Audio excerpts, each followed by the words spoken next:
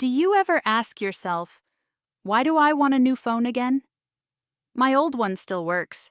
It can still take pictures, send messages, and play music. But somehow, it doesn't feel exciting anymore. You open social media and you see people smiling with shiny new phones. The screen looks brighter. The camera looks better. And suddenly your own phone feels a little boring, a little old. Maybe you tell yourself, it's time for an upgrade. You say, I just need more space, a better camera, faster speed. But deep down, maybe it's not only about technology. Maybe it's about something inside. A small voice that says, if I have something new, I will feel new too. We all know that feeling. That short, sweet moment when you open the box, touch the screen for the first time, and feel a little spark of happiness. But after a few weeks, that excitement disappears. You start scrolling the same apps, doing the same things, feeling the same way. So why do we keep chasing the next new thing? Why do we believe that the next phone, the next version, will finally make us feel satisfied? Today, we're going to explore that question together. Not just to talk about phones, but to understand how our mind works, how it searches for happiness, and how we can stop running in circles. By the end of this episode, you'll see that what you really want is not a new phone, but a new way of thinking, a calmer, wiser way to feel happy with what you already have. Let's start with a simple truth. Buying a new phone is not only about technology, it's also about emotion. It's about the way our mind looks for something new to feel happy again. When you buy something new, your brain gives you a small gift. It releases a chemical called dopamine. Dopamine is what makes you feel excited, curious, and proud. It's the same feeling you get when you win a game, or when someone likes your photo online. That little spark tells your brain, yes, this feels good. But here's the thing, that good feeling doesn't stay for long. After a few days or a few weeks, your brain gets used to the new phone. The bright screen, the fast speed, the shiny color, all of it starts to feel normal. You don't wake up excited to use it anymore. You just use it. This is something scientists call hedonic adaptation. It means we quickly get used to new happiness. No matter how amazing something feels at first, after a while, we return to our normal level of satisfaction. Think about the first day you bought your last phone. You smiled, you took pictures of everything, your coffee, your shoes, your cat. It felt like your world just got a little better. But now, months later, that same phone is just another object you hold every day. Nothing wrong with it. It still works. But your excitement faded because your brain moved on. Your brain is always searching for the next new thing, the next small dopamine moment. And that's not because you're weak or materialistic. It's simply how human beings are built. Our brains are made to notice change, to chase progress, to look for something that feels better than before. But here's the quiet truth. Happiness doesn't always live in something new. It often hides in what's already here, in the comfort of what we already have, in the small, ordinary moments we forget to see. When you understand this, you can begin to notice your patterns. You can see that the problem isn't your phone, it's the habit of believing that happiness lives in the next purchase. And once you see that clearly, you begin to take back control. You can still enjoy new things, but you no longer need them to feel alive. That's the first step, understanding how your mind works and realizing that the new phone feeling is really just your brain's way of chasing short happiness. True joy begins when you stop chasing and start noticing what's already enough. Now let's look deeper into why this happens, not only in your brain, but in your heart. When you see someone holding the newest phone, what do you feel? Maybe a little curious, maybe a little jealous. Maybe a quiet thought inside says, I want that too. It's not because you really need it. It's because for a short moment, that phone becomes a symbol, a picture of success, of being modern, of belonging. You don't only see a piece of technology, you see confidence, you see beauty, you see the feeling of being part of the crowd. This is something called social comparison. It means we often look at other people and compare ourselves. It happens naturally, in school, at work, online, everywhere. When someone has something new or better, we start to measure our own worth by it.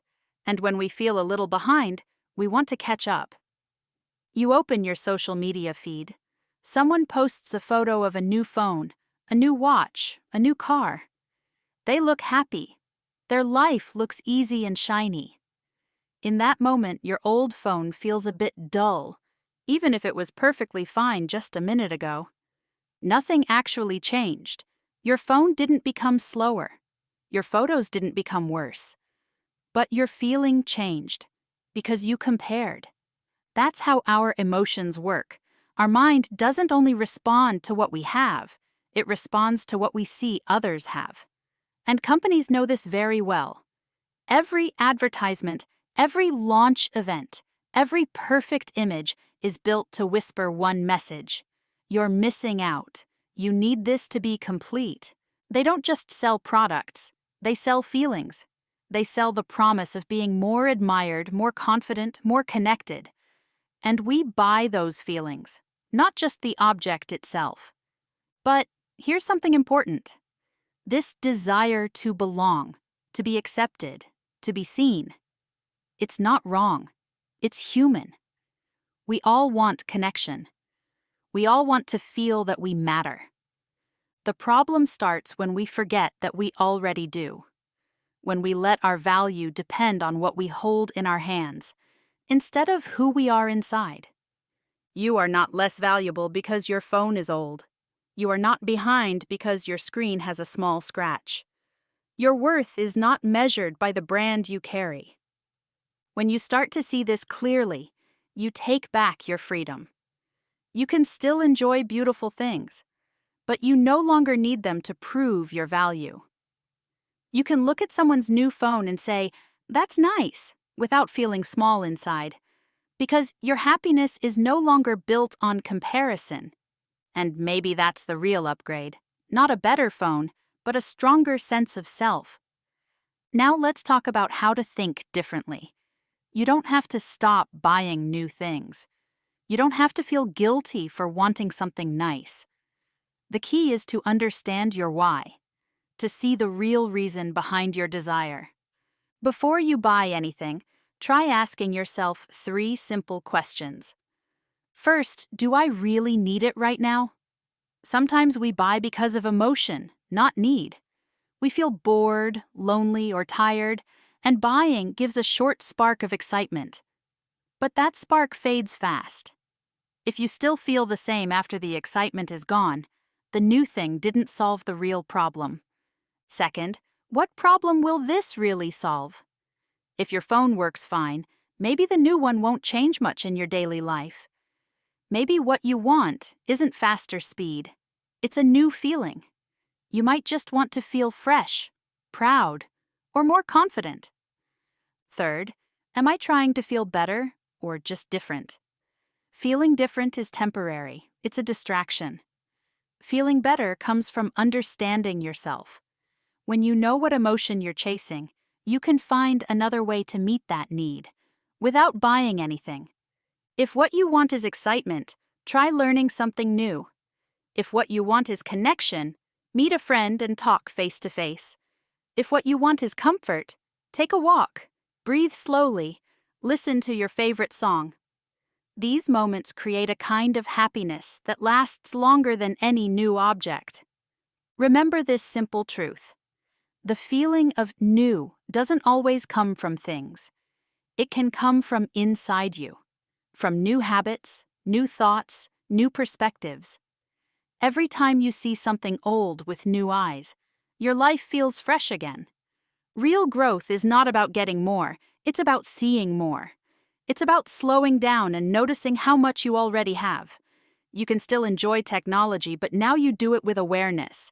You buy because you choose, not because you're chasing a feeling you can't hold. So next time you feel that strong pull to upgrade, stop for a moment. Ask yourself those 3 questions again. You may find that you don't need a new phone. You just need a new mindset.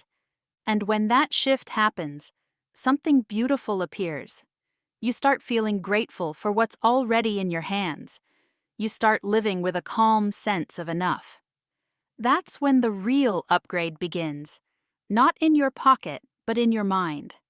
Let me tell you a story. Last year, I met a young man named Leo. He was smart, funny, and loved technology. Every year he bought the newest phone, sometimes even twice a year.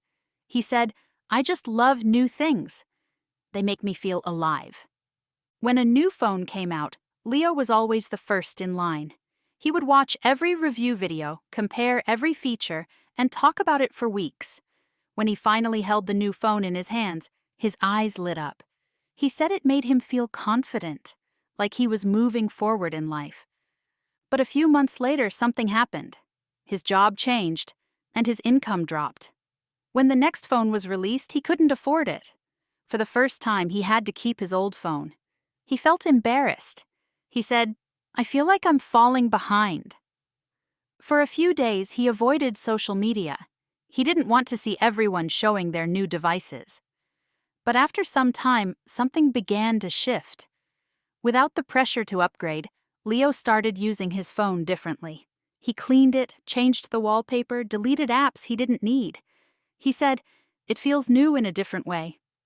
He began to use his phone more purposefully, not to compare, but to connect. He called his family more often. He took photos not to post, but to remember moments.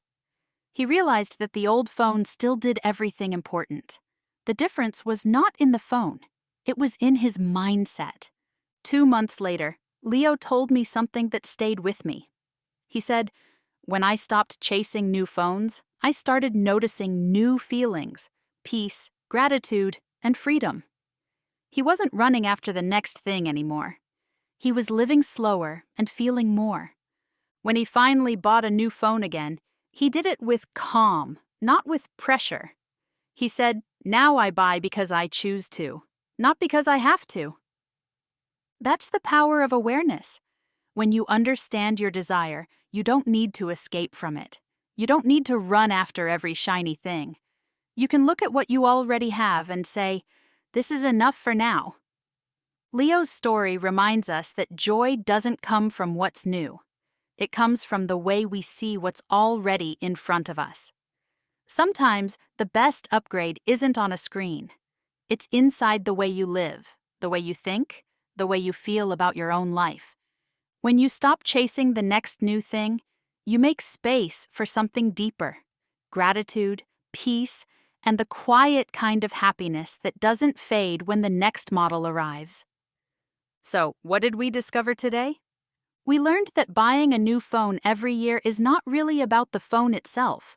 It's about something deeper, the way our mind looks for excitement, for change, for that little spark that feels like happiness. But that feeling, the new phone happiness, doesn't last. It fades, and our brains start searching again. We also saw how we compare ourselves with others. When someone shows a new phone online, we don't just see technology. We see confidence, success, beauty. And sometimes we believe that if we had the same thing, we would feel the same way. But that's not true. Because the real feeling of enough, of peace, of joy, doesn't come from what's in your hand. It comes from what's in your heart. The good news is, you can change this pattern. You can stop chasing new and start noticing now. You can look at your old phone and remember the pictures you took, the songs you played, the people you called when you needed them most. That phone is not old. It's full of your life. So next time you feel that pull to upgrade, take a breath. Ask yourself, do I want this because I need it, or because I want to feel something new? And if it's only about the feeling, maybe you can find it somewhere else. In a walk outside, in a quiet moment, in a message to someone you love. Happiness doesn't need a new device. It needs a new way of seeing, a new kind of attention, a slower, calmer, truer way of being. So today, try this. Hold your phone. Look at it. Say softly, "Thank you for helping me connect, learn, and grow." That's gratitude, and gratitude is the best upgrade you'll ever get. Thank you for listening. Take your time. Be kind to yourself. And remember, you don't need to chase the next new thing, because the real newness is already inside you.